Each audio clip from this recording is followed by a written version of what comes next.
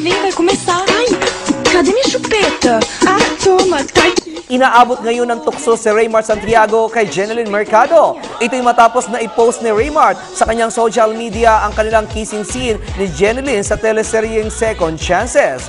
May mga kinilig sa nasabing eksena ng dalawa kung kaya't inuudyukan ng mga ito ang aktor na ligawan na ng tuluyan si Jen.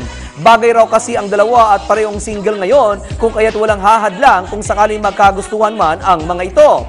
Samantala, wala namang sagot si Raymart sa pambubuyo sa kanya ng kanyang mga follower.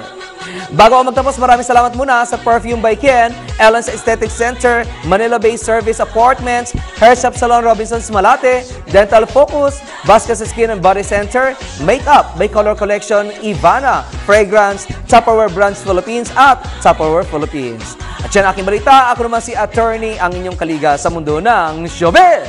Vem, vai começar. Ai, cadê minha chupeta?